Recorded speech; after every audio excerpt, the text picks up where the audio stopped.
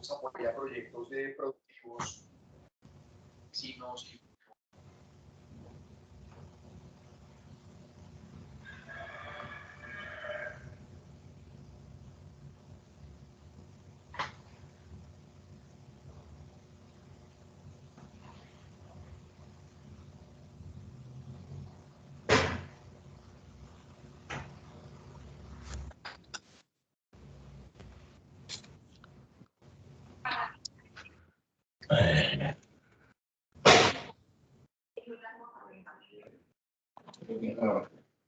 ¿Qué necesitaste? ¿Yo correr la mesita anoche? No, no, el problema no es. No es allá.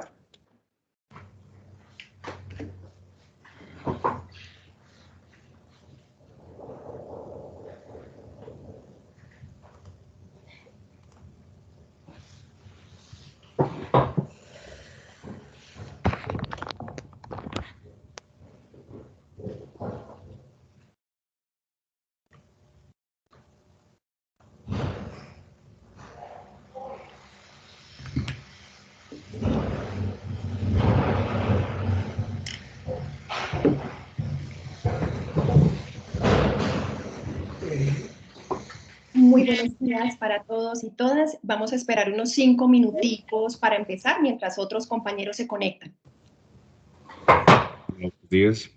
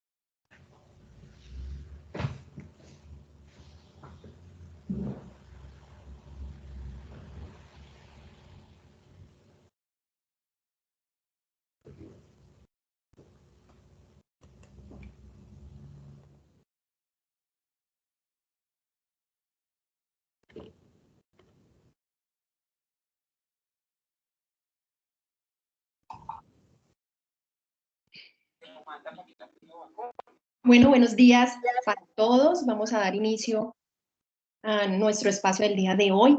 Como es de costumbre, les recordamos mantener sus micrófonos apagados durante la conferencia para evitar interferencias y recargar el sistema. Ya saben que al finalizar la presentación de nuestro invitado de hoy, podrán realizar sus preguntas en el chat.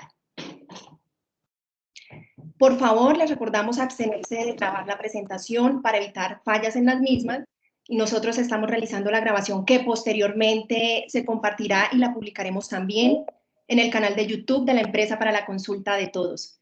Les damos la bienvenida al encuentro magistral número 15 de este año con profesionales especializados y expertos en la gestión del agua potable y saneamiento básico, como el que tenemos el día de hoy con el ingeniero Carlos Molano, quien nos hablará sobre el agua subterránea en la Sabana de Bogotá.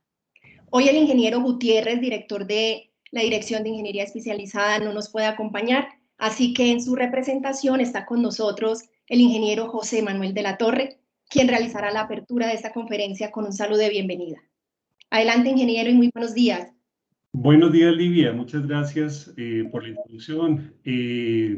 Muchas gracias, doctor Carlos, por acompañarnos el día de hoy en el Acueducto de Bogotá. Este evento lo realizamos en el marco de la política de gestión del conocimiento e innovación de la empresa de Acueducto y Alcantarillado de Bogotá. Es básicamente un escenario para difundir y compartir el conocimiento técnico en la organización.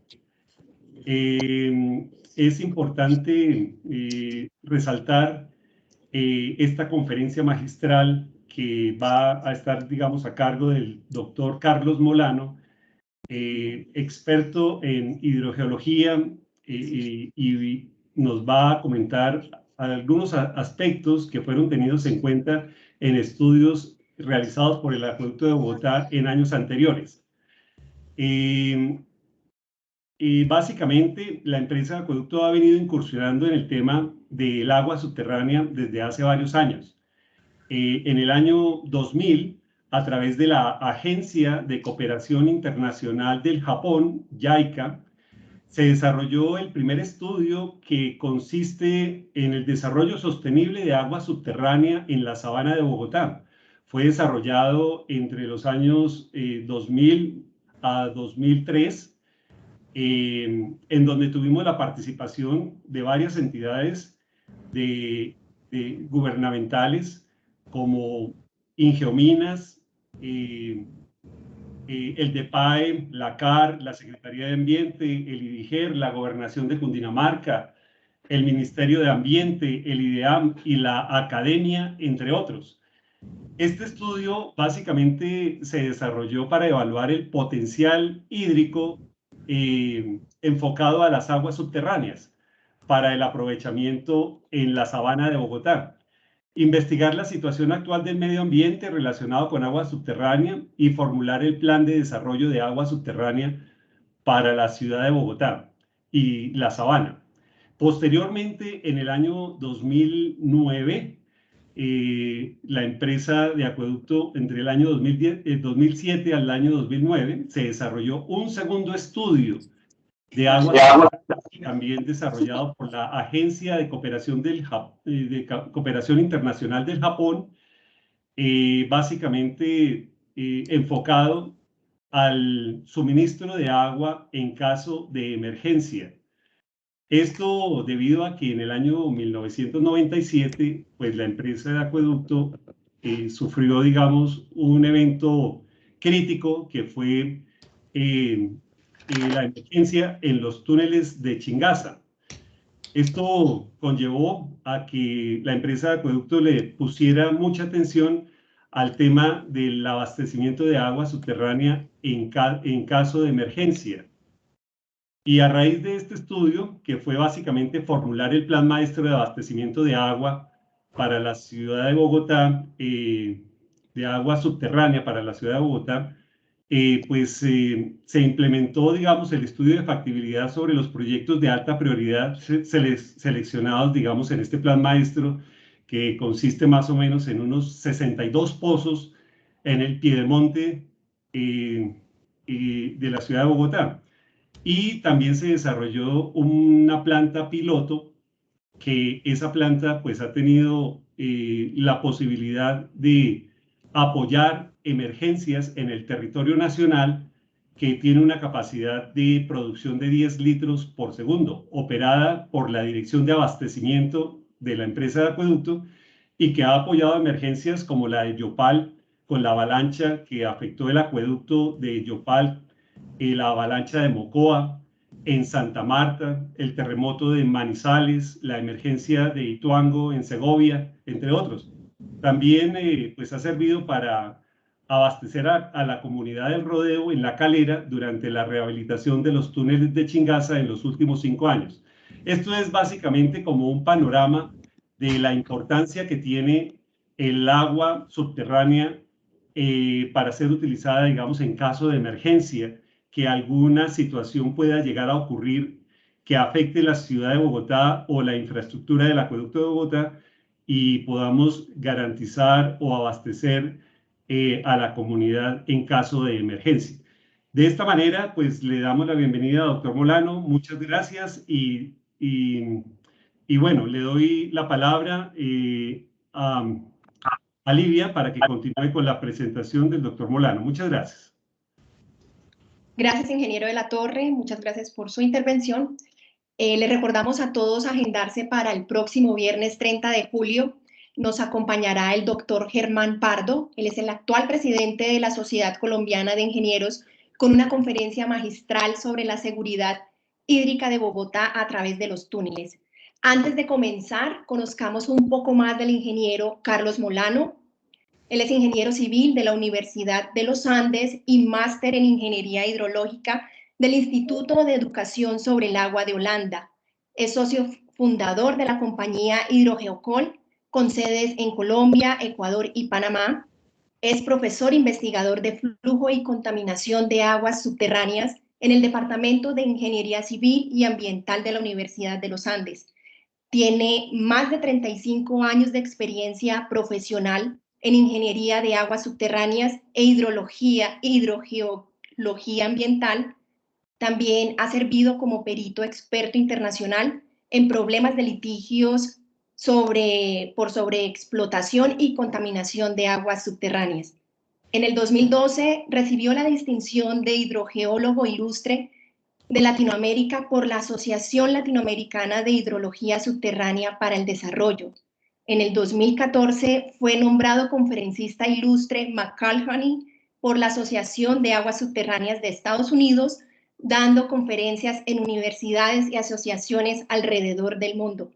Actualmente se desempeña como vicepresidente de la Asociación Internacional de Hidrogeólogos para Latinoamérica y el Caribe, y sus hojas de cálculo en aguas subterráneas es una de sus contribuciones en hidrogeología, resolviendo una amplia gama de problemas de flujo, contaminación y análisis de riesgos en hidrogeología y medio ambiente. Finalmente, para contarles de su amplia experiencia, es miembro fundador de la Asociación Latinoamericana de Hidrología Subterránea para el Desarrollo y de la Asociación Colombiana de Hidrogeólogos. Ahora sí, y después de conocer esta amplia e interesante experiencia de nuestro especial invitado de hoy, demos la bienvenida al ingeniero Carlos Molano, y porque somos agua que cultiva el conocimiento, demos comienzo a la conferencia magistral sobre el agua subterránea en la sabana de Bogotá. Ingeniero, adelante. Bueno, muchas gracias por esas palabras al ingeniero José Manuel de la Torre, a ti, Livia, y en general a todos los asistentes, a la empresa de Acueducto, que, bueno, hemos hecho algunas labores también en agua subterránea. Vamos a ver cómo me conecto. Tuve que desconectar mi doble pantalla porque presentaba problemas. Entonces, a ver, con eso. Muy bien, ya deben estar viendo la presentación. Sí, señor. Ok, muy bien. Bueno, el agua subterránea en la Sabana de Bogotá, ese es un tema sumamente amplio, ¿no? Y también quiero agradecer a muchas instituciones, pues faltan aquí puse algunos logos, pero de algunas de las que me han ayudado en la formación como ingeniero de aguas subterráneas, como hidrogeólogo también.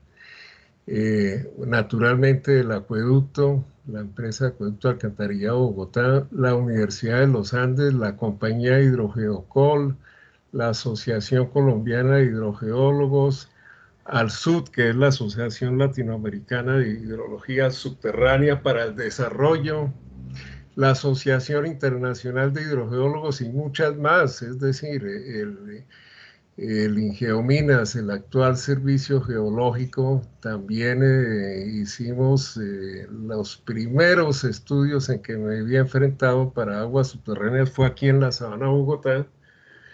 La tesis, bueno, ese realmente fue un proyecto de grado en el 77, también fue sobre el agua subterránea cuando me gradué de ingeniero y la CAR, en fin. Desde el 77 y estamos en el 2021, sería 41, 44 años, pasa el tiempo. Y el objetivo es compartir con ustedes pues ciertas experiencias. Hay mucho que hablar, no se puede hablar absolutamente de todo y tengo cientos de diapositivas y lo mismo las diapositivas, las antiguas, las transparencias para proyección. Y bueno, he sacado algunas, he convertido algunas aquí para ponerlas en forma digital. Veamos algunas consideraciones o algunas preguntas que tanto a nivel técnico como el común de la gente se pregunta, los administradores. ¿Cuántos pozos hay en la Sabana de Bogotá? Bueno, y nos vamos a referir fundamentalmente a la cuenca alta y media del río Bogotá. ¿A qué profundidad se extrae el agua? 100, 200, más metros.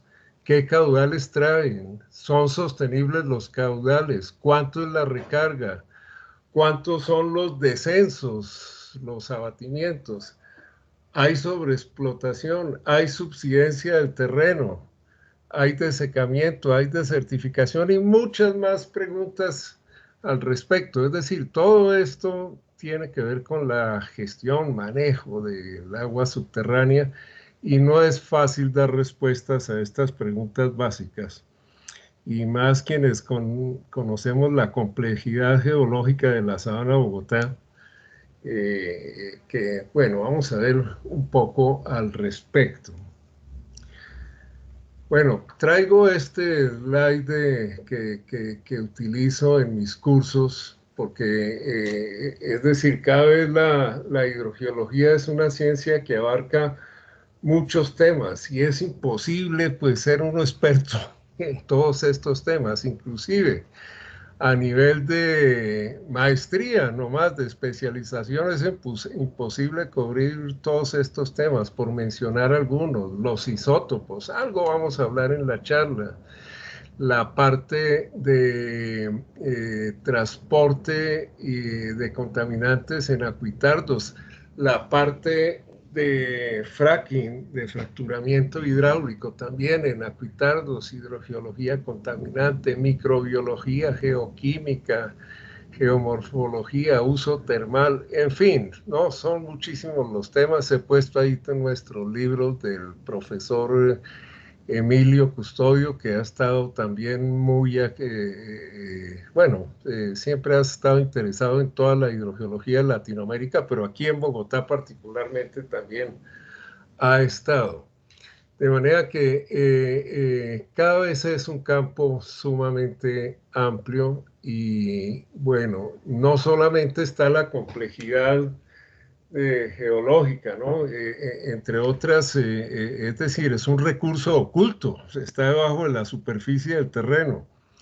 Y así tengamos miles de pozos, como aquí en la Sabana de Bogotá, Pues es un punto donde, discreto, donde medimos su estado, qué niveles, qué presión tiene el agua, qué caudales.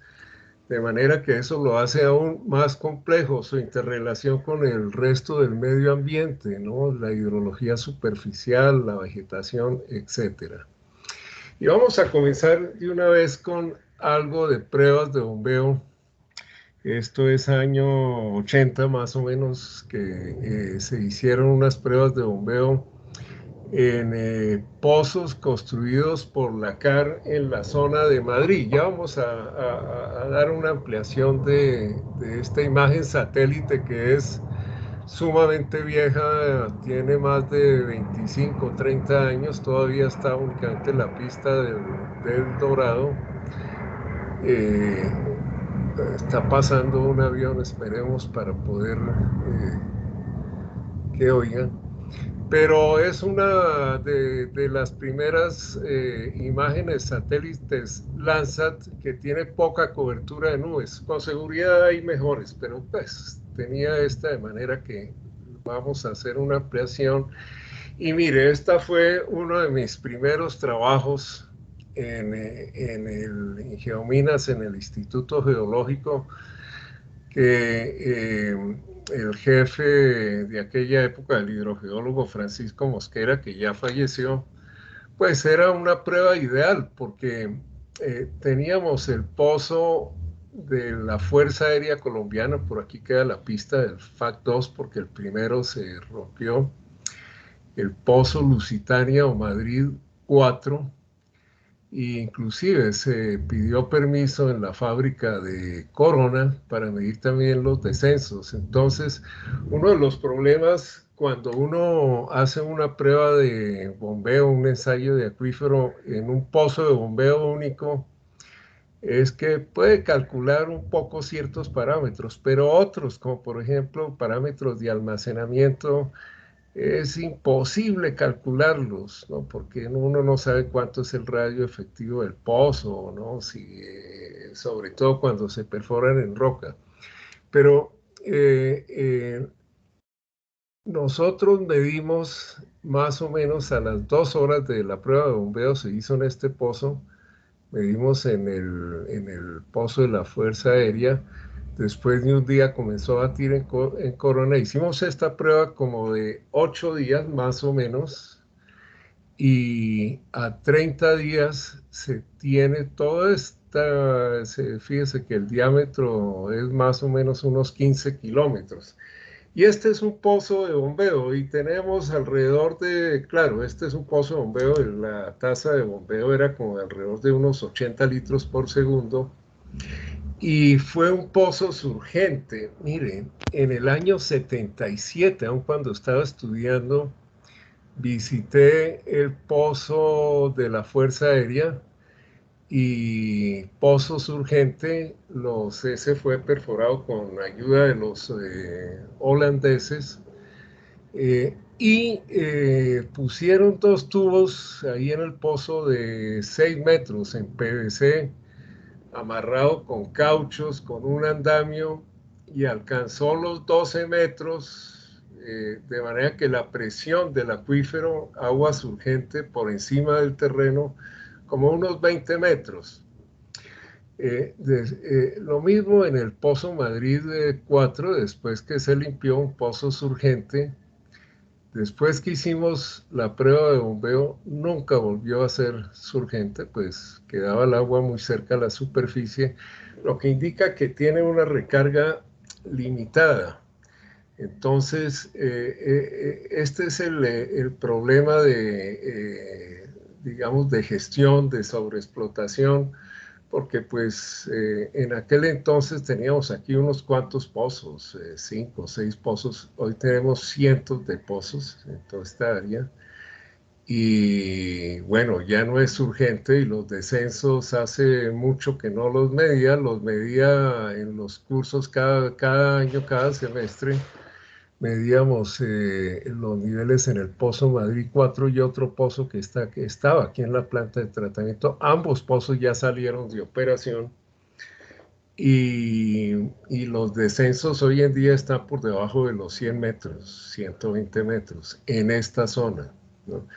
De manera que un descenso de más de 100 metros es algo importante con todas las implicaciones. Aquí tenemos un relleno arcilloso.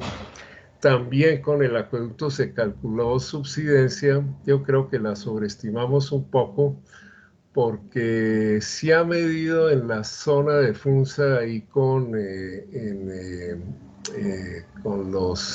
la empresa de acueducto de Funza, alguno de los ingenieros que tomaron cursos, hicieron su proyecto y daba como una subsidencia de unos 1 metro aproximadamente. Nosotros calculamos a largo plazo como 3 metros, pero 1 metro de subsidencia es importante. Uno no lo ve y digamos los pozos en la zona de Madrid, el pozo número 6, el 4 no sé, pero el pozo de 6 falló por subsidencia, porque tienen ustedes ese relleno cuaternario de más de 100 metros, con la compresibilidad que tienen, pues simplemente se rompe por la parte más débil que son los filtros. Y aquí con los floricultores que hemos tenido también algunos trabajos, no son 1, ni 2, ni 3 los pozos que han fallado por subsidencia, son cientos, decenas de pozos. Yo diría que, bueno, tal vez hasta no hay un inventario al respecto, pero muchos han fallado por subsidencia. A ver, años más tarde, pues aquí ya figura, esto fue en el 82, en estos 4 pozos también se hicieron las pruebas de bombeo y es uno de los casos típicos porque con pruebas de bombeo y pozos de observación se puede delimitar los límites impermeables, ¿sí? O casi impermeables.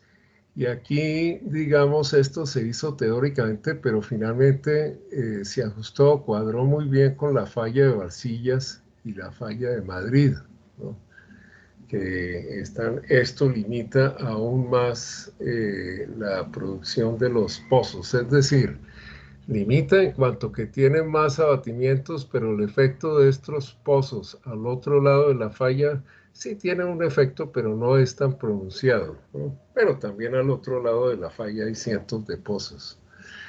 Y esto es los primeros modelos que se hicieron con el Ingeominas, simulando los pozos de Madrid. En esa época tenía uno que toda la red, todos los diagramas, esto, y hoy obviamente esto ya es histórico. Y bueno, me perdonan aquí la diapositiva, pero esto era lo que se tenía en la época. Y algo interesante es aquí en el año 82, tal vez, bueno, aquí está aquí el abatimiento muy cerca a la superficie del pozo Madrid 4, medidos también en Madrid 6, perdón, y después entra en operación en Madrid 6, y ambos bombeaban alrededor de 70, 80 litros por segundo cada uno, de manera que era un caudal muy, muy alto, ¿no? Y cuadró bastante bien eso, se midió más o menos hasta el año, sí, del 84 al 89, tal vez en el 82 fue cuando se hicieron las pruebas de bombeo. Y esto lo traigo también a colación, esto es la Universidad de los Andes, esto es parte del proyecto de grado, porque es una copia de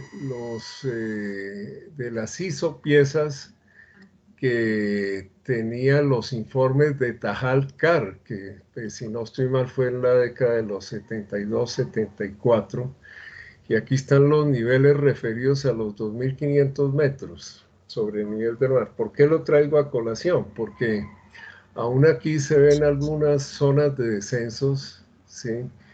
Y se tienen niveles, los punteados de poco profundo, los continuos más profundos.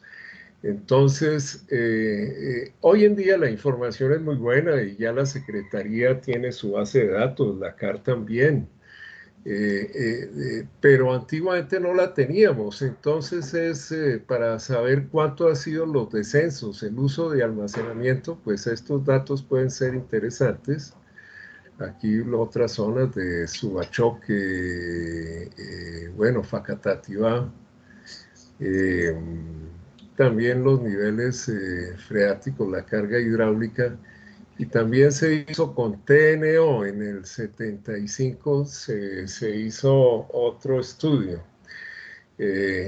Bueno, esto en esa época no había fotocopiadoras. Quienes tienen más de 30 años, esto era el famoso stencil, que era copias en alcohol, ¿no?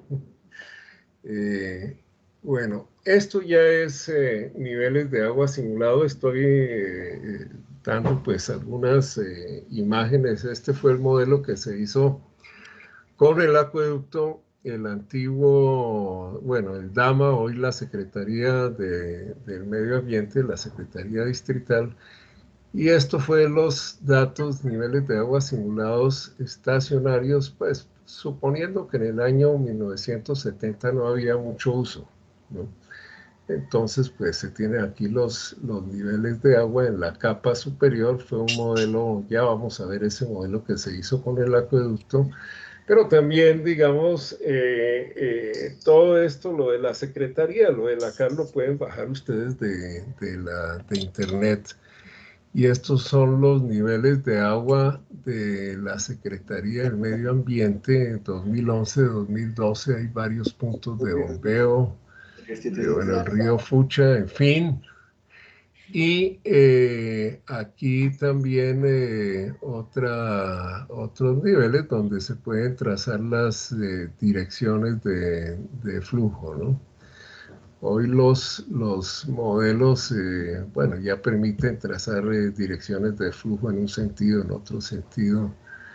Es decir, el modelo le aguanta todo, ¿no? El asunto es que la geología puede ser muy compleja y los modelos, como su mismo nombre lo indica, es un modelo, es una simplificación de la realidad. Y a veces no puede uno modelar la realidad en tanto detalle porque no hay información y también la respuesta de esa información, ¿no? A ver, esto también fue el estudio, lo traigo aquí también porque se puede ver en forma simplificada el mapa geológico que tenemos aquí a la izquierda, ¿no? Simplemente el cuaternario, que es esta parte blanca, que son arcillas, arenas, en fin. Terciarios como el Cerro de Suba, la formación Guadalupe, sus afloramientos, y todos estos lineamientos son fallas, ¿no? Inclusive aquí están pintadas las fallas principales, la falla Bogotá por acá. Y aquí tenemos la misma fotografía de lanzas de aquella época, pues que para representar cómo es la situación, ¿no? De manera que se hizo esto, ¿no? Se hizo un corte aquí y este corte, bueno, tenemos aquí la falla Bogotá, hay fallas por todos lados. Las rocas semipermeables de Guaduas, aunque también hay algunos horizontes permeables, y el Guadalupe superior, inferior, inclusive ciertas zonas, los planers se simularon en aquella ocasión. Ya vamos a ver con una permeabilidad vertical diferente. Aunque ya existía el MODFlow, aún correr un modelo de cierta complejidad, digamos, me acuerdo del acueducto duraba unos 2-3 días, ¿no? Claro que no fue como los modelos iniciales con el Ingeominas, que eran cintas y tocaba correrlo. En esa época era el Centro Nacional de Cómputo del DANE, no había computador donde se pudiera correr estos modelos. Bueno, ya estos 2000, ¿no?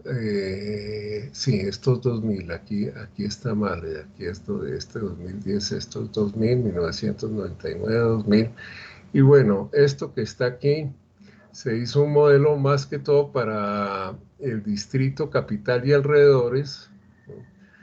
Y aquí tenemos pues cómo luce el modelo, algunos horizontes de transición entre el terciario y el cuaternario, la Tilatá, que tiene buenos caudales, pero su recarga es muy limitada, es únicamente a nivel lateral. Y eso, en cierta ocasión, el jefe de servicios públicos que tomó un curso de especialización me dijo, mire, de FUNSA, me dijo, mire, ingeniero, nosotros queremos proteger las zonas de recarga. Yo, sí, pero las zonas de recarga de FUNSA no quedan en FUNSA, ¿no? Es uno de los problemas. Digamos, aquí la zona de recarga de estos horizontes, pues aquí están los cerros orientales, pero hay límites, hay fallas, de manera que la recarga primero es muy limitada y también las fallas limitan en general su movimiento. Esto es también para mostrarles que aún esto, ahí está bien año 2000, hoy en día tenemos SIG y es una fantasía y los modelos en todas las partes de los SIG, ArcGIS. En esa época, en el 2000, teníamos era el ArcView, ¿no? Y tocaba generar las cotas, ¿sí?, de cada capita. Estas son las cotas de cada capita, las fallas, en fin, de cada una de las unidades. De manera que esto también ha evolucionado muchísimo, ¿no?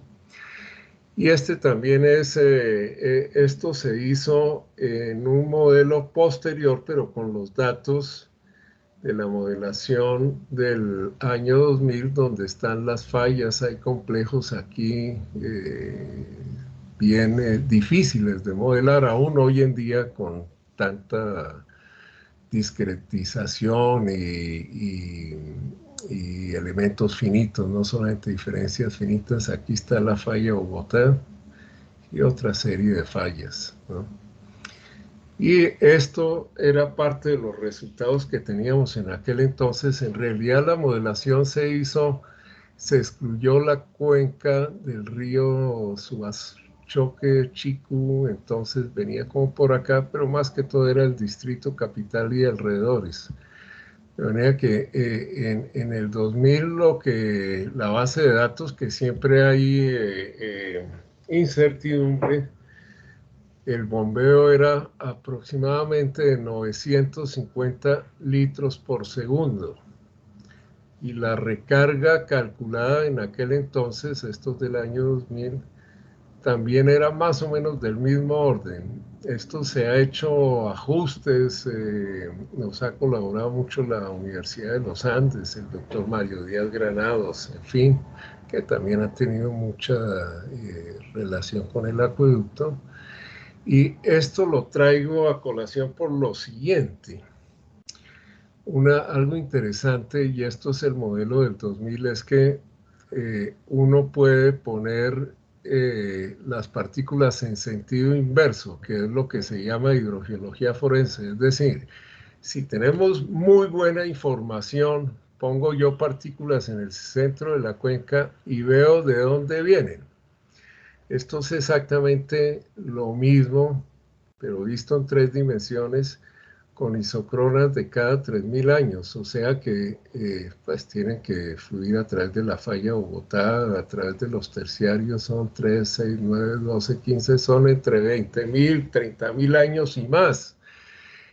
Aquí es donde la hidrología isotópica juega un papel muy importante. No solamente los isótopos usuales, deuterio, oxígeno 18, sino también carbono 14, 13 y aún otros, cloro 35, si no estoy mal. No soy experto en isótopos, pero la hidrología isotópica es una herramienta básica y sirve para calibración y también para definir sistemas de flujo, lo mismo que la hidrogeoquímica. No puse aquí los datos de hidrogeoquímica, pero cómo los sólidos disueltos aumentan en sentido de flujo. que eso se observó en los modelos, en los datos que se hicieron con el acueducto y la Secretaría en aquel entonces. Esto es exactamente lo mismo, pero es para mostrarles esto. Bueno, hay otro donde en el Cretácico pues va más rápido y ya aquí en la forma vertical en el Terciario pues va más despacio. Esto lo presentamos por allá en el 2012 en algún congreso y Ramón Aravena, quienes lo conocen de la Universidad de Waterloo, el chileno, ¿no?, que se dedica a isótopos, dijo, mire, nosotros con Francisco Castrillón, que en aquella época era funcionario en Geominas, y detectamos en el cuaternario edades de 20.000 años y más, ¿no? Entonces decía, su modelo explica por qué. Entonces, bueno, no, pero todo eso hay que calibrarlo porque los datos no son suficientes. Y esto también, bueno, en realidad esto es una actualización del modelo que se hizo con la CAR en el 2016 y estos son las edades en años, 20.000 años, 28.000, 2.000, 50 años, depende de las trayectorias de flujo. De manera que ese es muy, muy importante y también hoy en Internet consiguen ustedes mucha información. En Australia, el profesor Peter Cook tiene muchísimo sobre esto que está acá. Bueno, comenzó a llover, espero que no retumbe porque si no van a oír es la lluvia que... por asunto de la pandemia, moví mi oficina a la bodega donde tengo los equipos. Esto es la modelación también, los abatimientos para el 99 simulados, pero también calibrados en la zona del Guadalupe, por aquí la zona industrial de Soacha, de los abatimientos de 90 metros, abatimientos en el cuaternario. Se me olvidaba comentarle en la zona de Facatativá, en algún pozo que visitamos hace como unos 4 o 5 años, 2015, el nivel estático más o menos como en 200 metros. Entonces, es decir, también la zona de Facatativá que está llena de fallas, hay limitaciones. Se encuentran zonas con niveles muy, muy profundos y ya desde el punto de vista técnico, ya la perforación resulta muy difícil. Y tiene uno que perforar pues mucho más profundo para poder colocar la bomba pues debajo de la zona de abatimiento. Entonces ya desde el punto de vista operativo y de costos se hace muy dispendioso.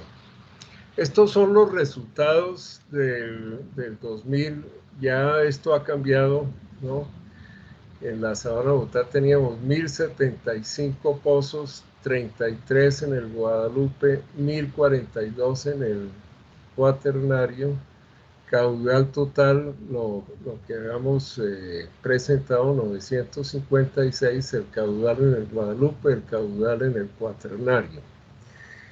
Y esto fue el balance de la época, más o menos 870 litros por segundo, pues aproximadamente lo mismo que se estaba recargando, aunque bueno, los descensos no eran tan pronunciados hacia el año 2000, año 99 fue cuando se hizo el informe, sí fue del 2000, de manera que esta es la fotografía, es decir, ¿no?, que teníamos en el año 2000.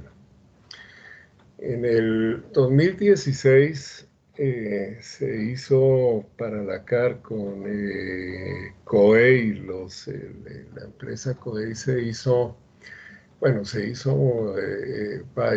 un análisis de los recursos hidráulicos en toda la cuenca del río Bogotá, pero aquí básicamente tenemos la cuenca alta y media del río Bogotá. y se simularon más en detalle aún toda esta parte de fallas que en general limitan el flujo. Y bueno, esto es como una vista tridimensional. Se puede, bueno, no es el objetivo darle todos los detalles, pero digamos ya se tenían 10 capas. La capa 1, la superficial, que es prácticamente la geología de superficie con su zona de ríos, en fin. La capa 10, que es ya la base del Guadalupe inferior. Entonces se tenía esto y se hicieron muchos cortes. De todas maneras, hubo necesidad de regionalizar y se hizo una malla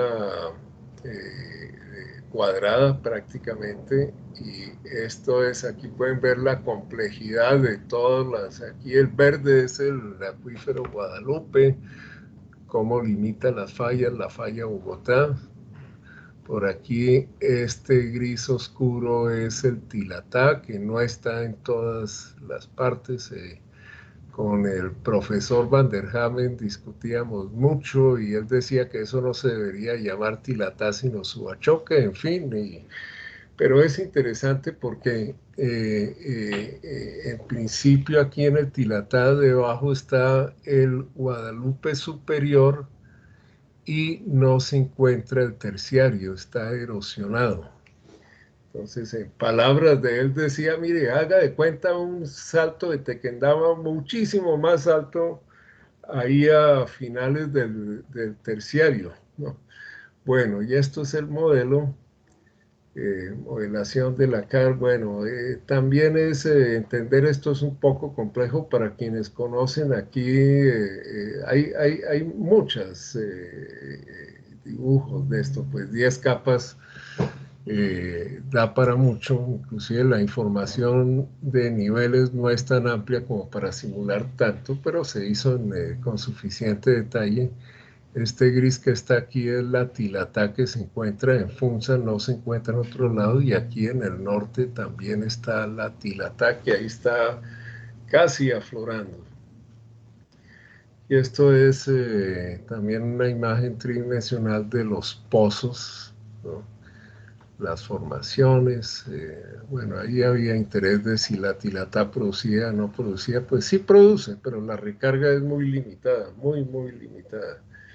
Y también el cuaternario que está por encima de esta formación, pues hay pozos en Funza, uno de los pozos o dos de los pozos fallaron por subsidencia.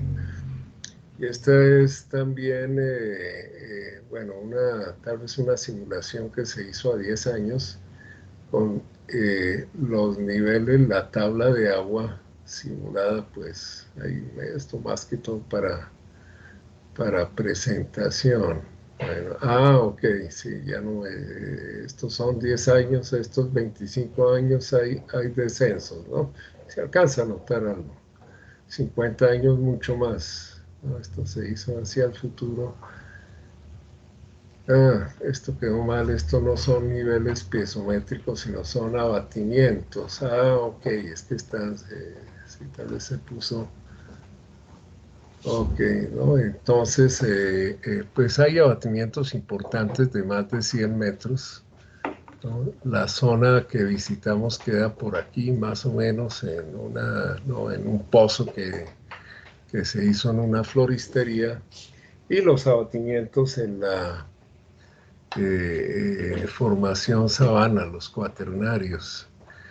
A ver, esto lo quiero mostrar, porque está en inglés, me perdonan el inglés, porque es del mismo modelo se le puede dar pues muchos usos, que esa es la idea. Digamos, ahí se hizo a manera de ensayo, ¿no? Bueno, ¿cómo es? Esta es la Van der Hamen, ¿no? La reserva Van der Hamen, los pozos, aquí inclusive se pinta en este afloramiento del Guadalupe, la recarga, aquí la reserva, y bueno, ¿no? Se tenía que en la Vanderhamen pues hay pozos y lo que se estima o lo que da la base de datos es alrededor de 105 litros por segundo. Entonces, pues sí, hay un acuífero colgado, ¿no? Que hay que conservarlo, vale la pena conservarlo, ¿no? Y hay un acuífero más profundo dentro del mismo cuaternario con niveles como a 40, 50 metros, ¿no? Eso se presenta en muchas partes, ¿no? Y digamos también en la zona de Facatativá, allí en los pozos se perdía el agua en el cuaternario y era más que todo arcilloso. Entonces, en los primeros metros, aún que como eso estaba seco y se le metía lodo y se perdía el lodo, totalmente agrietado, es decir, está tan seco el cuaternario que se agrieta. Entonces, ese, desde el punto de vista operativo, constructivo, es muy, muy difícil porque no hay retorno de fluido y bueno, eso ha ocurrido varias partes, e inclusive ahí en la zona de Madrid, también algunos perforadores prácticamente han quebrado porque no pueden terminar su pozo y se les queda atrapada la tubería. De manera que se pueden hacer muchas aplicaciones. A ver, esto también lo traigo aquí a colación porque pues hay índices que hay que utilizarlos, ¿no? Está el índice de extracción de aguas subterráneas, el índice de reservas temporalmente aprovechables, en fin, ¿no? Y uno que utilizamos en este estudio, bueno, está aquí, esto es en el Cretácico. Está aquí cuánto es la tasa de abatimiento por año, 6 metros para Madrid, 4,6 para Mosquera, 4,6 para Madrid y así sucesivamente. ¿Cuántos metros cúbicos se usan del almacenamiento? Millones de metros cúbicos se usan al año. ¿Cuánto estamos utilizando del almacenamiento en litros por segundo, que es una cantidad importante? ¿Cuánto es el volumen total extraído? Y algo interesante es que se está usando un índice de agotamiento, lo llaman así, de intensidad de agotamiento, que es cuántos metros cúbicos por año utilizo por unidad de área para hacerlo comparable. Y dan estos índices, ¿no? En donde aquí son sumamente altos. Esto es, bueno, el Servicio Geológico Americano pues ha publicado para ellos, obviamente, varios de estos índices, pero todo esto que está aquí es lo que corresponde a la zona crítica de la CAR, ¿no? Que son abatimientos sumamente pronunciados y se hace uso cuando tiene un abatimiento muy pronunciado, pues hace uso importante del almacenamiento. Siempre que bombean un pozo para que salga agua, tienen que hacer uso del almacenamiento, así después utilice en estado estacionario otros parámetros como la transmisividad, conductividad hidráulica. Y este es para el cuaternario, que son índices un poco más bajos, ¿no? Y esto se puede utilizar también como índices de gestión, ¿no? Perdón, no, este no es esto fue del modelo de la CAR que se hizo de la cuenca alta y media, el del 2016, en donde se estimó y se calculó una recarga de 0,6 metros cúbicos por segundo. Acuérdense que en el modelo del acueducto del 2000 se estimó cerca de 1 metro cúbico. Aquí se hizo mucho más detallado, ¿no? Ahí están los informes, en fin. Y lo que se estimó de extracción, sí, es casi 4 veces 4 metros cúbicos por segundo más.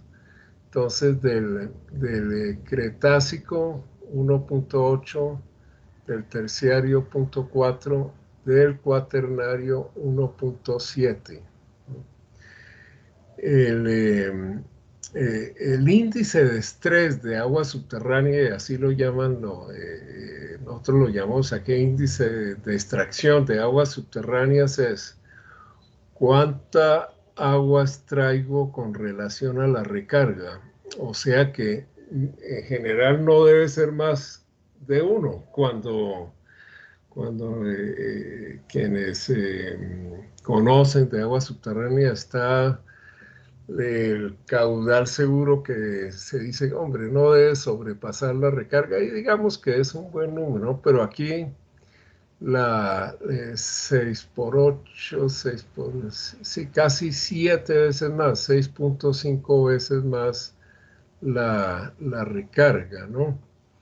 Eso es bueno, es malo, eso también es discutible, ¿no? El profesor Emilio Custodio dice, pues, si no se hace uso del almacenamiento, muchos acuíferos o muchas comunidades, ciudades en el mundo entero no se habían podido desarrollar, y tal vez sea el caso de la Sabana de Bogotá, pero hay que ponerle porque esto no dura para siempre, ¿no? Y estos son los mismos índices de estrés, ¿no? Aquí el círculo corresponde al uso de agua en kilómetros cúbicos por año del almacenamiento, ¿no? Entonces, pues aquí en las grandes praderas de Estados Unidos que tiene también se extrae, pero muchísimo, muchísimo más de lo que recarga. Y los artículos que uno lee son críticos, inclusive dicen, los artículos son como no plan B, no hay plan B, ¿no? Y sin embargo, todas estas, las grandes llanuras, high plains, han servido como despensa, pues, para Estados Unidos y también para exportar. Lo que está aquí sombreado, sí, son los índices de estrés mayor que 1, ¿no? Aquí en la Sabana de Bogotá tenemos, pero más o menos lo que utilizamos nosotros del almacenamiento es alrededor de 0.1 kilómetro cúbico por año, de manera que quiere decir que estamos mejor que en otros lados. No, pues de todas maneras el índice de estrés o el índice de extracción de aguas subterráneas es mucho mayor que 1, inclusive en zonas donde la recarga es 0, en teoría es infinito, porque algo, sí, cualquier uso dividido sobre 0, pues es algo sumamente alto. Pero bueno, esto es una modelación de algo preliminar, ¿sí?, que se hizo en la cuenca, en toda la cuenca del río Bogotá, y ya se tienen valores un poco más afinados porque lo que se hizo fue un modelo por elementos finitos, el free flow, pero también integrando absolutamente toda el área de Cundinamarca. Entonces, pues aquí lo que está en rojo, ¿no?, que es la Sabana de Bogotá, pues es un índice muy alto. Ahora, todos los ríos también aparecen con índices altos porque la recarga directa de los ríos es 0, ¿no? La recarga del lecho sí puede ser importante. Esto es lo que se llama las reservas temporalmente aprovechables, ¿no?, que es parte para calcular el índice, que el índice es la misma extracción sobre las reservas temporalmente aprovechables. Hay varios índices. Este es el índice de extracción, ¿sí?, o el índice de estrés. Digamos, aquí se extrae 60 veces más de lo que recarga, 67 otras zonas, y así sucesivamente. Esto se ha hecho, pues, verificando, calibrando bastante bien, aproximado con PES. PES es Parameter Estimator, que se utiliza hoy muchísimo en los modelos, pero al fin y al cabo es un modelo, ¿no? Pues se calibraron los niveles, pero aún, como les decía, los niveles en pozos de bombeo muchas veces no son tan confiables, ¿no? Hablar un poquito de sostenibilidad. A ver, tal vez me demoré un poco de esto, pero es súper importante. No me acordaba que tenía movimiento. Bueno, estuve viéndolo. Ok, esta es la evapotranspiración. Es un balance muy sencillo. Y la recarga, ¿no? Y aquí debe estar el flujo base, ¿no? De manera que este es el modelo más sencillo que hay, estacionario. Este supuestamente debería estar por aquí la ecuación, ¿no? Ok. Pero mire, uno de los problemas, ya lo vamos a ver. Puede ser un suelo con mucha vegetación, buen almacenamiento de agua en el suelo que puede recargar, en fin. Pero si la roca subyacente es impermeable, pues no recarga, ¿no? De ahí la diferencia entre la infiltración y recarga. Y a veces se utiliza el mismo concepto, ¿no? Y es lo que se llama la infiltración potencial o la recarga potencial. La recarga potencial se calcula, pues, en general, ¿no? Chosinsky y otros modelos que son muy utilizados en agua subterránea. Es una recarga potencial porque no tiene en cuenta la morfología, el tipo suelo, vegetación, muchos factores, pero no la roca madre, ¿no? Que si es impermeable, pues va a recargar menos, así el potencial de infiltración sea muy alto. Entonces, a ver, esto es también, pues viendo que en general en terrenos planos, pues mientras que aquí teníamos como un 10%, pues aquí puede tener un 70%. Y cuando hay roca, inclusive roca maciza que no esté fracturada, o lutitas o arcillolitas, pues la recarga tiene mucha restricción. Y eso es, bueno, esto es algunas notas de lo que es el rendimiento sostenible, pero básicamente es la extracción de agua en un horizonte de tiempo específico de planificación que permite tener niveles aceptables de estrés o de impacto, de tal manera que se protegen los valores técnicos, sociales, económicos, ambientales, ecológicos, bueno, muchos factores que a veces son también difíciles de cuantificación, ¿no? Y también esto es importante, ¿no? Que no solamente es para nuestra generación, sino también la equidad intergeneracional, ¿no? Predecir el futuro, pues eso hacen los modelos y para eso se utilizan en gestión, ¿no? El conflicto de intereses hay muchísimos. Entonces esto es lo que tenemos acá. Esto puede ser el balance. Aquí en esta parte, perdón un segundito, si utilizamos el 10% del balance, pues simplemente estamos utilizando toda la recarga, pero cuando utilizamos más de la recarga, ¿sí? Lo que sucede es utilizar uso del almacenamiento, ¿no? Que es lo que ocurre aquí en la sabana bogotana. Ahora, cuando los descensos son muy pronunciados, ¿no? No importa cómo es la hidrología, la recarga superficial, porque el flujo en la zona no saturada, ¿sí?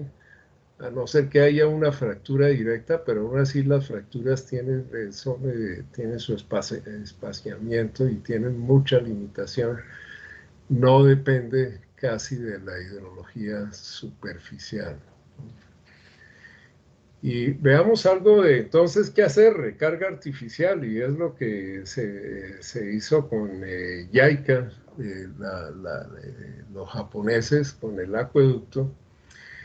Y aquí son algunas fotografías que aún no teníamos, bueno, ya existían las cámaras digitales, pero estas son en papel. Entonces se hizo un pozo de recarga en la zona de la planta de Vitelma, ¿no? Allá en el río San Cristóbal.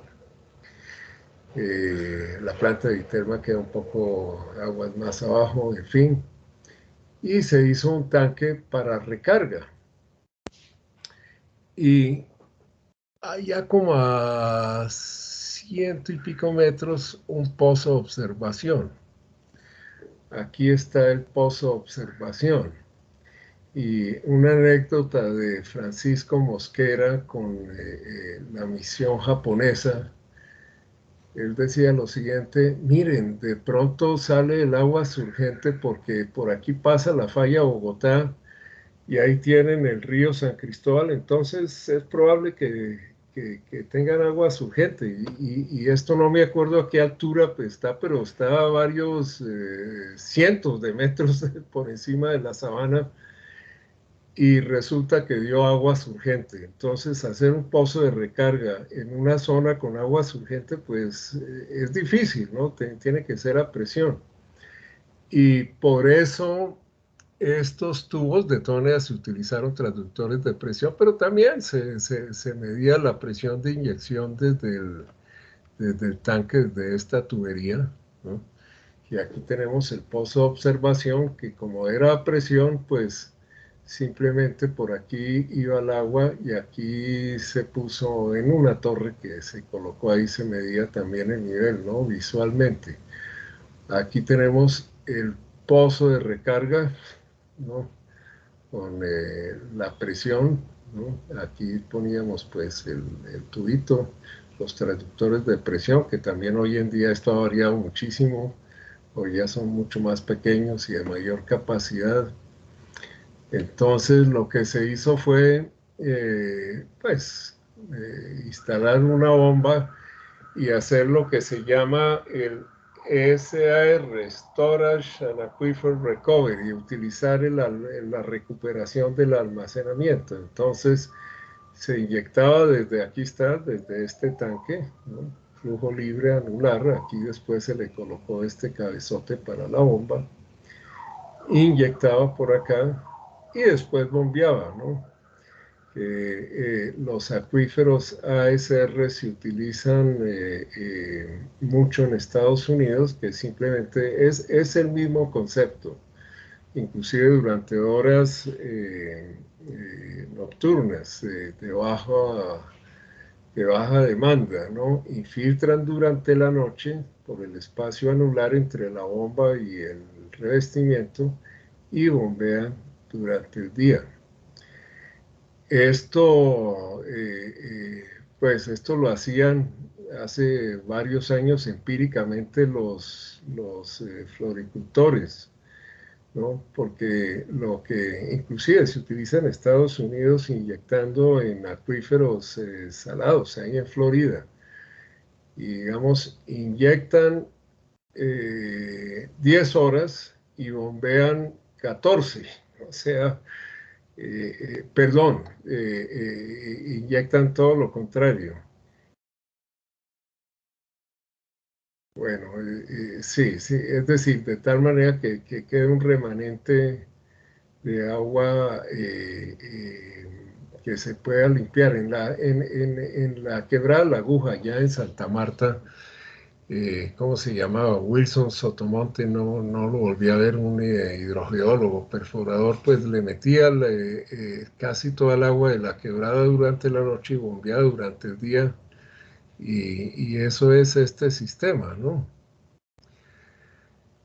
A ver, algo también, mencionarlo, bueno, corre el tiempo, son los SUDS, Sistemas Urbanos de Drenaje Sostenible, que ha hecho la universidad estudios, investigaciones conjuntamente con el acueducto.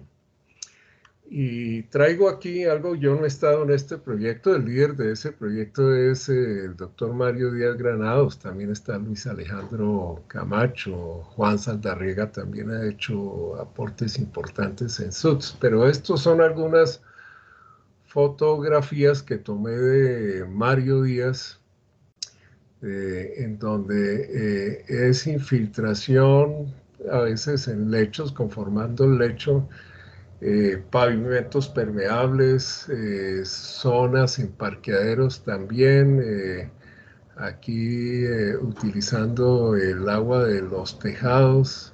Bueno, aquí tal vez es también el pavimento permeable. Y esto es algo de lo que hicieron un proyecto piloto con el acueducto, creo que en el Parque San Cristóbal, si no estoy mal. Aquí está, bueno, son algunas, en realidad, yo creo que hay personas que saben mucho más de este proyecto y se hizo un diseño de tal manera que se utilizaba el agua para infiltrarla en esta zona y se hicieron pues la construcción, absolutamente todo. Recientemente con EPC en la gobernación de Cundinamarca, y aquí estoy uniendo tal vez la Quinta Avenida de Manhattan, Nueva York, con pueblos muy pobres en la India, pero estos también son sistemas urbanos de drenaje sostenible. Si ustedes van a Nueva York, ahí en las avenidas se encuentran muchas de estas materas, ¿no? Y como dicen, perdón, pensé que era una pregunta. Entonces lo que hacen es, entra el agua por acá, infiltra, tiene su lecho, inclusive algunas tienen aquí perforaciones hasta estratos más profundos rellenados de grava, son simplemente perforaciones para que infiltre, y tienen miles de estas, ¿no? Entonces también se ha propuesto, pues inclusive no solamente para ciudades, sino para pequeñas comunidades, infiltrar estas aguas superficiales de exceso. Esto es también, pero en la India hay algo muy doméstico que puede uno sacar provecho. Aquí es lo mismo, del tejado, ¿sí? Infiltran acá, aquí tienen una válvula de pie de manera que la primera agua, el primer volumen de agua que puede tener limpieza del tejado se desecha y aquí se infiltra, y el tiempo de tránsito entre este punto y este punto pueden ser varios meses, ¿no? Y tienen sistemas de estos, son muy artesanales, pero se pueden adecuar también para nuestras comunidades. A ver, yo creo que les hablo un poquito más de qué se puede, es decir, hay mucho por hacer. Mire, la carre geofísica, bueno, hemos hecho aquí tomografías, ¿no? Que es también mi campo.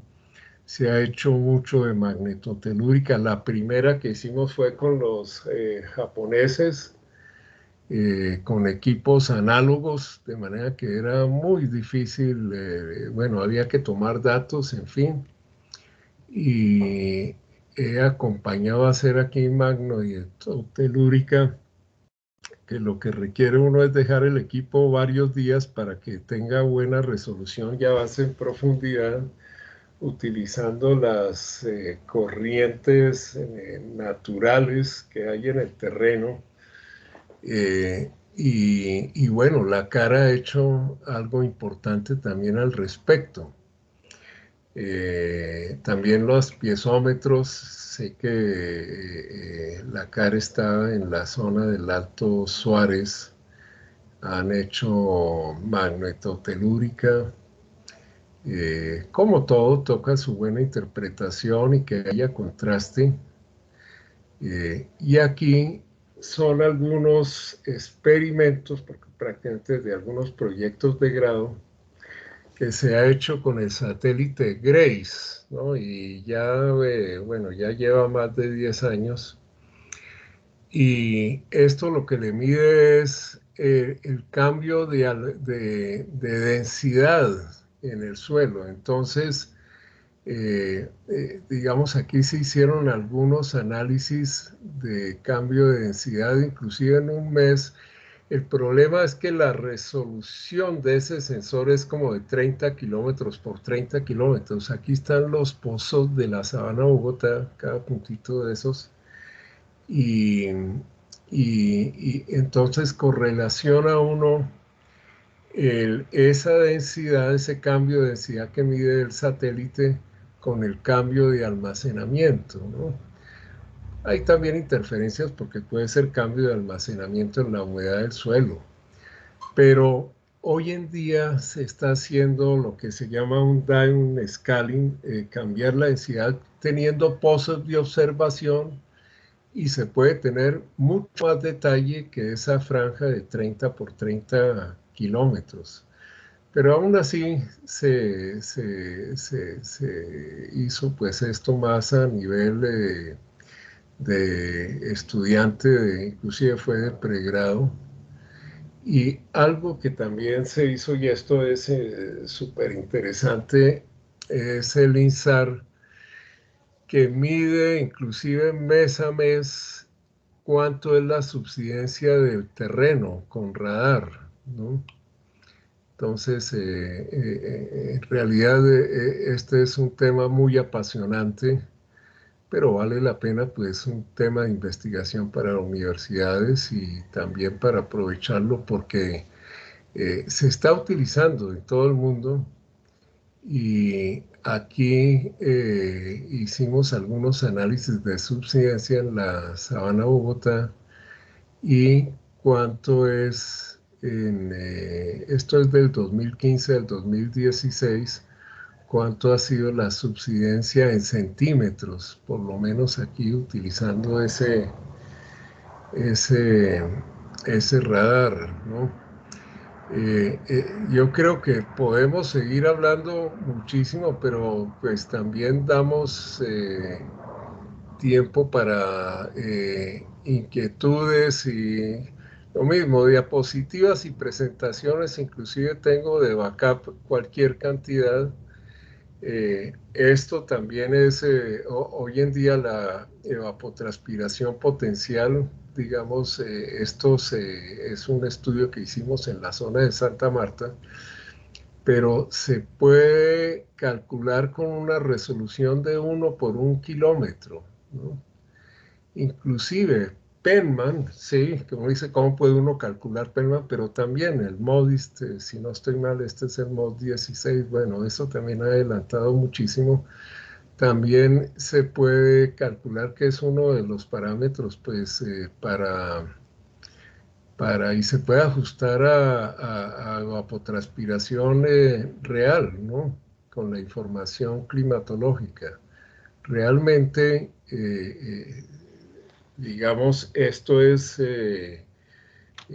parte, yo diría, de lo que se puede mostrar aquí en la Sabana Bogotá. De manera que, nuevamente, muchas gracias a todos los asistentes, especialmente al acueducto, y bueno, a todos los que nos han colaborado en todos estos 40 y tantos años que hemos tenido que ver con el agua subterránea en la Sabana Bogotá.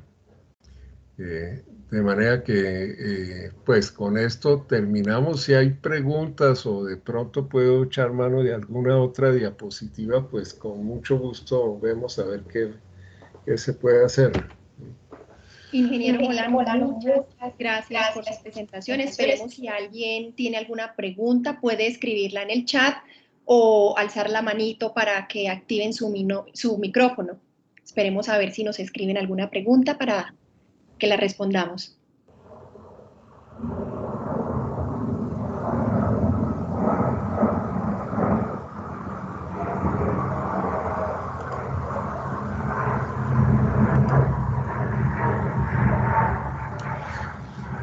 Todo quedó muy claro o muy confuso. traté de hacer la charla pues lo más sencilla posible, ¿no? El ingeniero José Manuel de la Torre tiene la manito levantada. Adelante, ingeniero. Muchas gracias, Livia. Profesor Carlos, mil gracias por esa presentación magistral que acaba de realizar sobre el tema del agua subterránea en la sabana de Bogotá.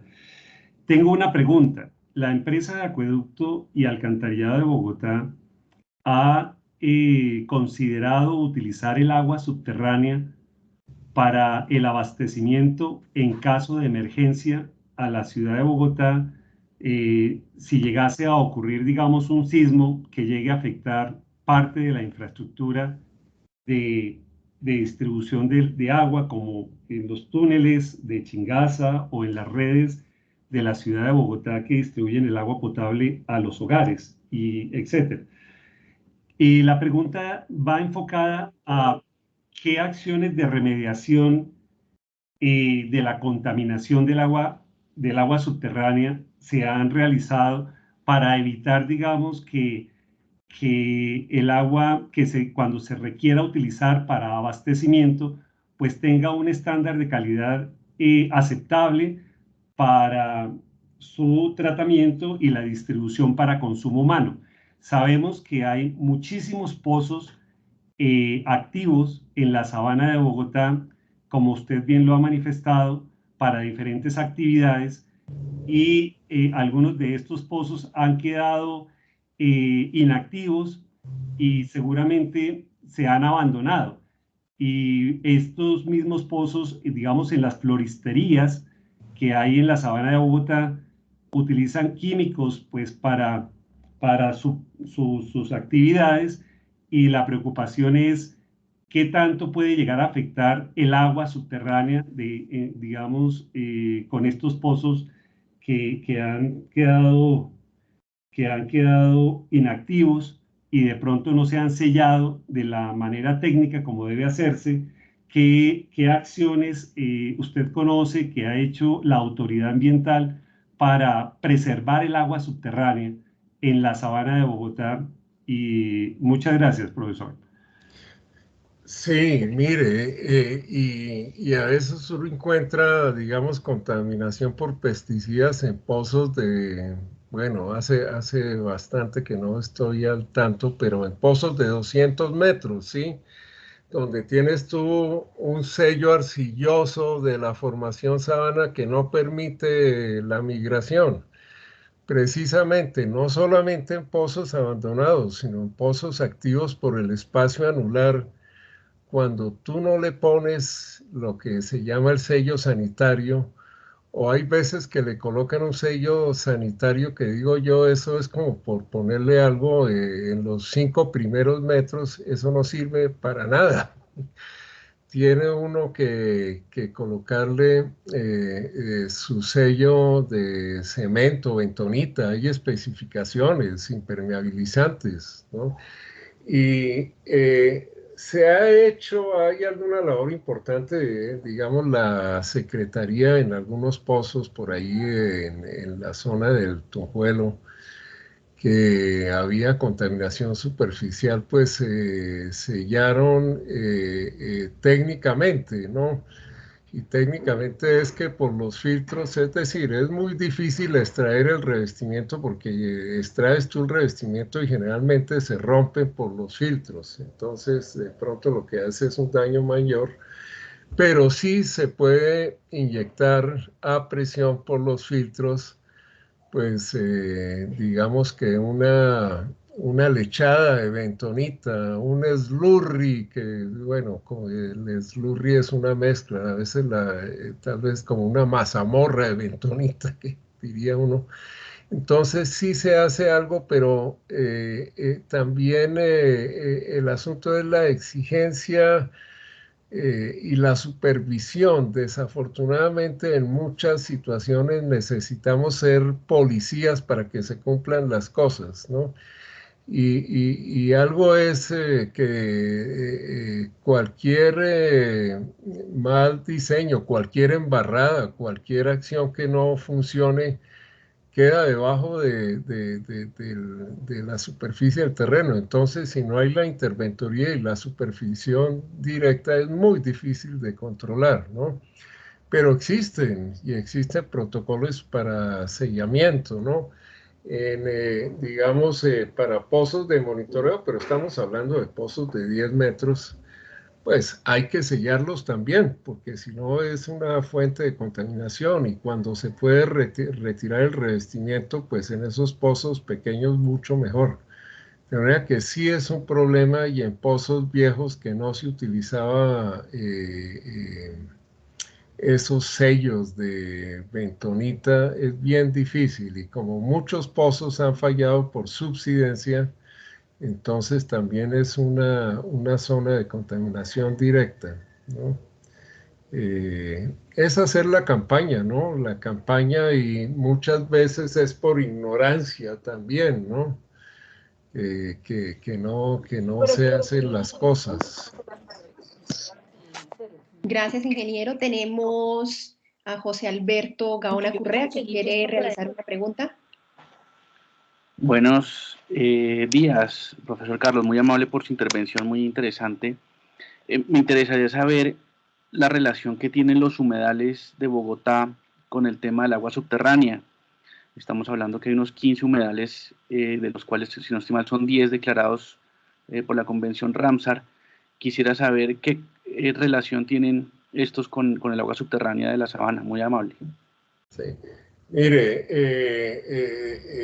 la parte de los humedales, los wetlands, ¿no? Tú puedes, en el Servicio Geológico Americano hay mucha información de conservación y en un 99% de los humedales, ¿no? Bueno, estamos hablando en el mundo, no en la sabana de Bogotá, dependen del agua subterránea.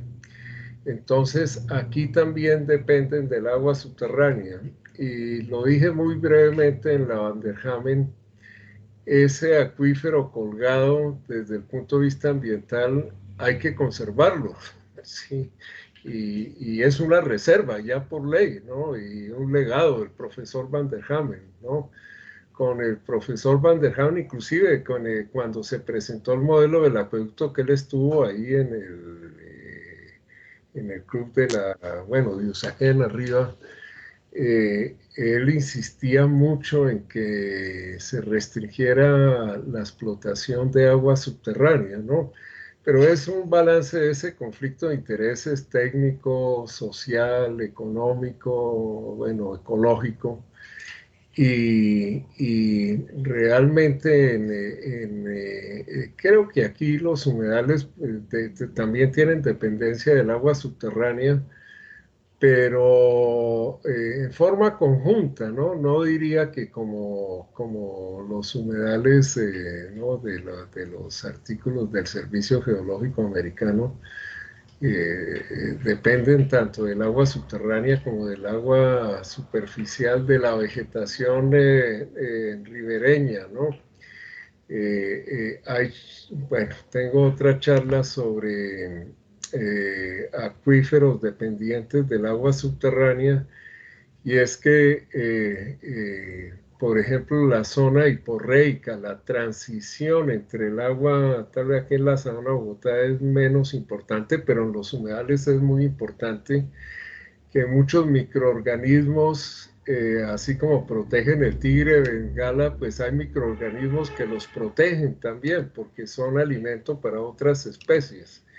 Entonces la hidrogeología de la zona hiporreica, que es otra, hoy ya se habla de eso, yo no soy, pero es cómo se depositan y se alimentan nutrientes, minerales en esa zona de transición entre el agua subterránea y el agua superficial.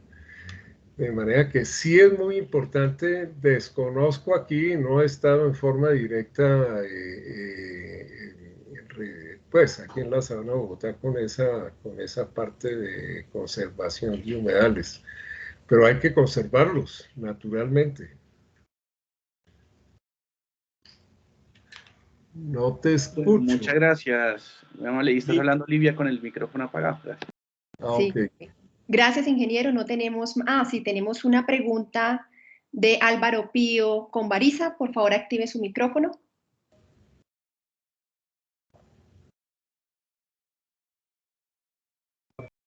La pregunta es la siguiente.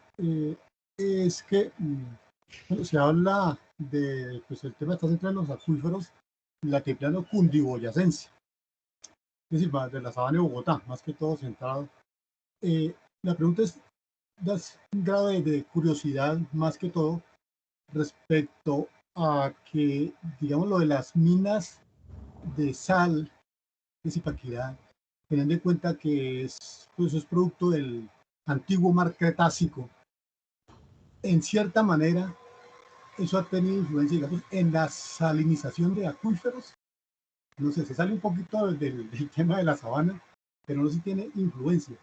Y otra preguntita que de sus trabajos tan importantes que se han desarrollado y sobre la política del manejo de concesiones de pozos y todo este cuento político que tiene que ver mucho con la CAR.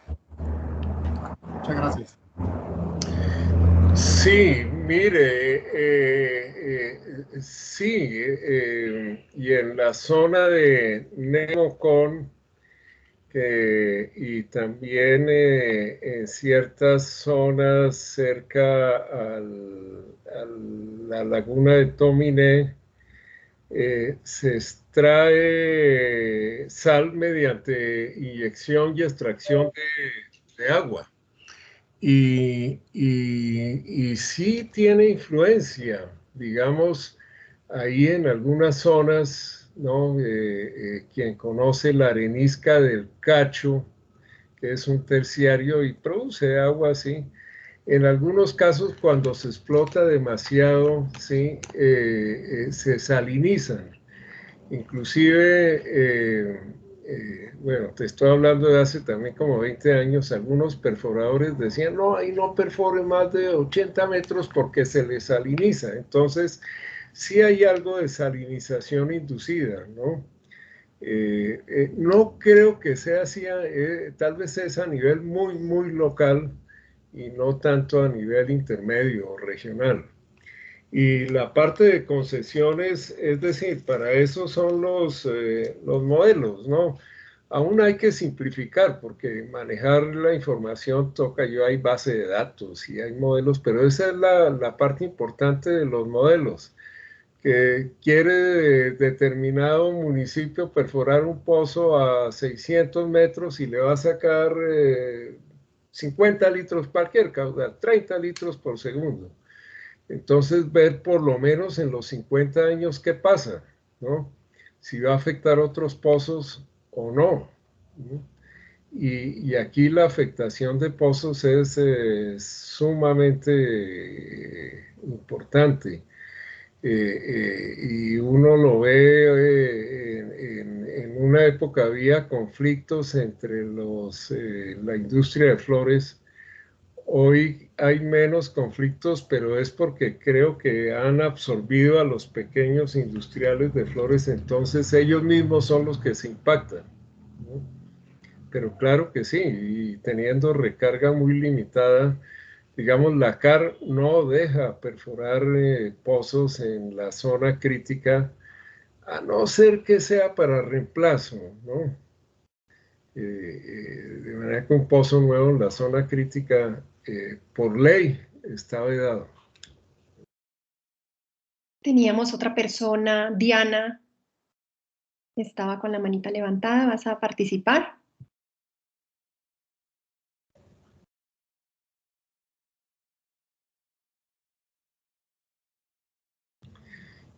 Y mire, tal vez algo adicional. La CAR tiene una zona de piezómetros satelitales que lo miden en tiempo real, ¿no? Yo creo que pues hay que ir con la tecnología, pero lo importante es que registremos pues por lo menos los niveles en la base de datos para poderlas utilizar. Sé que los usuarios que están registrados deben reportar una o dos veces al año, si no estoy mal, los niveles. para mí es más que suficiente tener 1 o 2 niveles anuales y el caudal de explotación, ¿no? Porque muchas veces aquí se pide mucho y utilizan poco, pero como les cobran mucho, entonces piden poco y utilizan más, de verdad que ambas situaciones ocurren aquí y en todo el mundo, ¿no? Pero pues el asunto es medir con alguna precisión esa información. Ingeniero, tenemos una persona que quiere hacer otra pregunta. Ana Judith Largo Arias, por favor, continúa. Muchas gracias por su intervención muy interesante. Una pregunta, digamos, siendo la formación sabana esencialmente impermeable, digamos que los humedales del norte que se encuentran en la sabana se alimentan más de niveles muy profundos. Sí, no lo he estudiado, el acercamiento más cercano es la Van der Hamen, pero se alimentan de ambos, ¿no? Y como les decía, no sé el porcentaje, pero el agua superficial es importante, el agua subterránea es importante y la ecología, la vegetación ribereña, ripariana, como la llaman algunos, es también sumamente importante, ¿no? Pero sí, lo que usted dice es más que todo arcillosa, pero hay acuíferos, es decir, en el piedemonte, los cerros orientales, hay arenas. Por ahí tengo algo de información y miren, a veces dicen, no, que la falla Bogotá es permeable porque sale mucha agua. Y efectivamente, ¿no? Ahí en la 100 con séptima está la falla Bogotá y está en contacto, bueno, con la formación Bogotá y la formación Sabana, pero ahí se perforaron varios piezómetros y todos surgentes, porque viene la carga hidráulica del afloramiento del Cretácico, choca contra la falla, entonces se produce agua surgente, ¿no?